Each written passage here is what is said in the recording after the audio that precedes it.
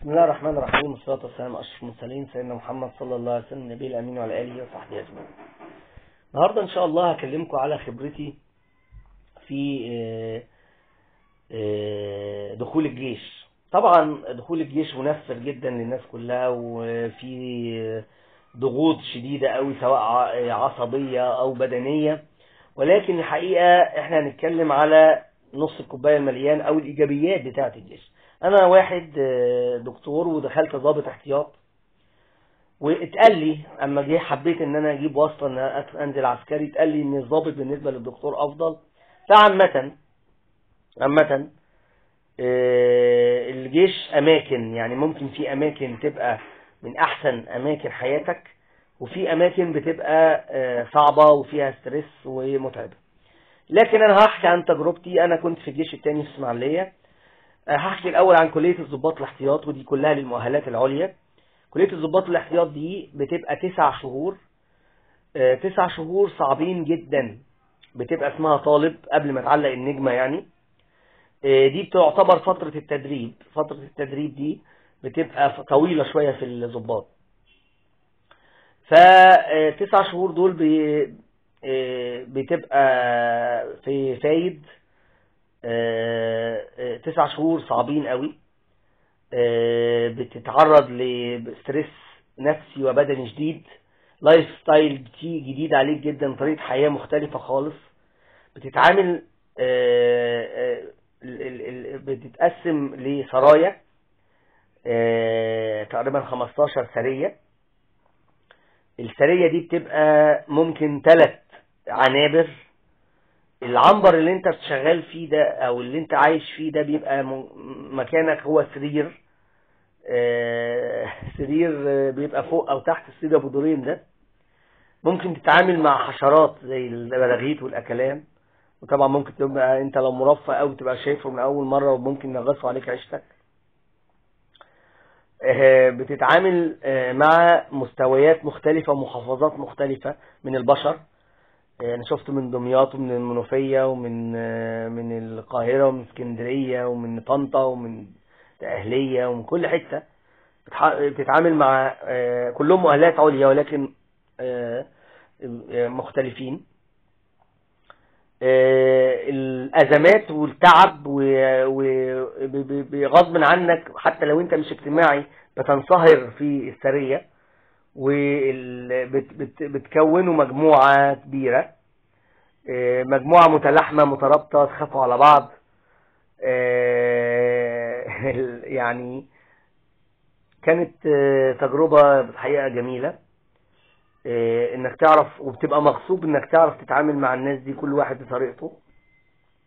بتشوف ثقافات بالنسبة لك مختلفة.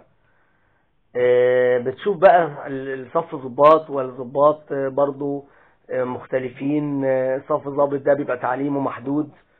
ازاي تتعامل معاه وهو رئيسك او فوقيك في الميري.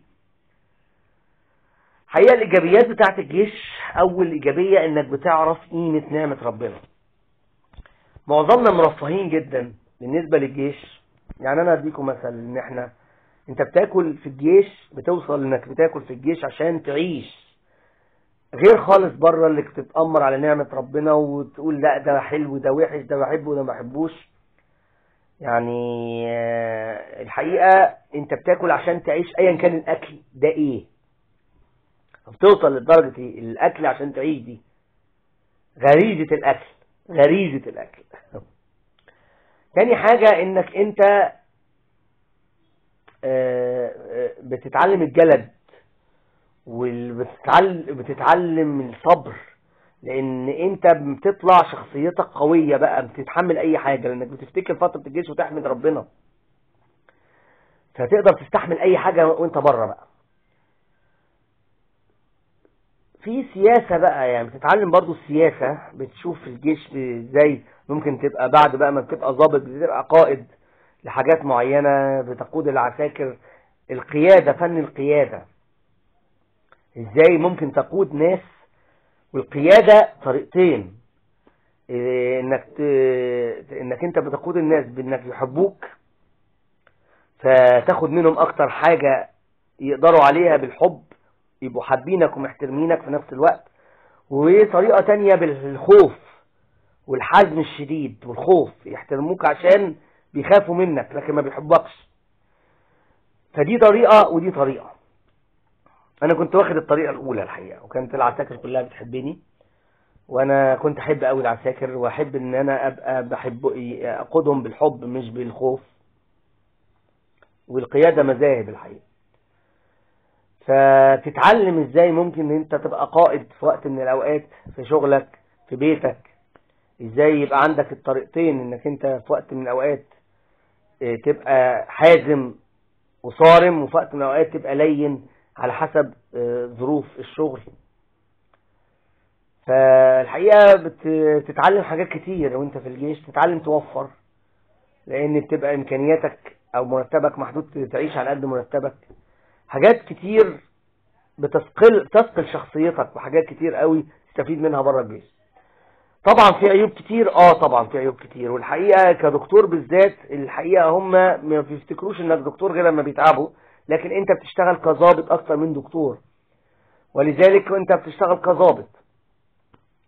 ويعني ذكريات، انا قعدت 30 شهر منهم 9 شهور في كلية الضباط الاحتياط. ويعني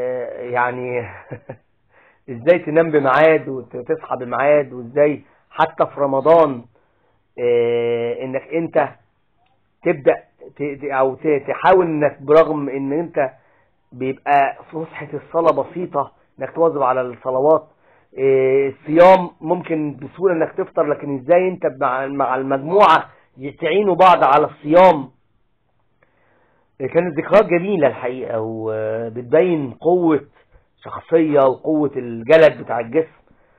والحقيقة انك انت يعني تعين ازاي زمايلك اللي مش قادرين، تعينهم وتاخدهم تحت باطك وتعينهم على الالتزام.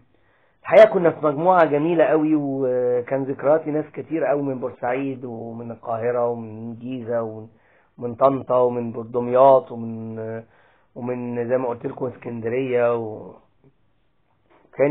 شلة المنوفية، كان شلة كبيرة قوي، كلنا مؤهلات عليا بدرجات مختلفة وشهادات مختلفة. فالحقيقة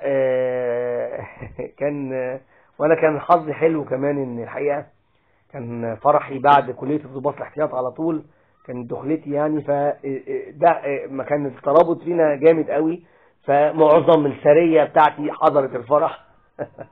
فكان حاجة جميلة قوي الحقيقة. فانا بقول لكم الشق الايجابي من الجيش ومن كلية الضباط الاحتياط ومن الضابط. فنتمنى ان تجربتي تنفع الناس. نسأل الله جميعا ان يعلمنا ما ينفعنا وينفعنا ما علمنا. والسلام عليكم ورحمة الله وبركاته.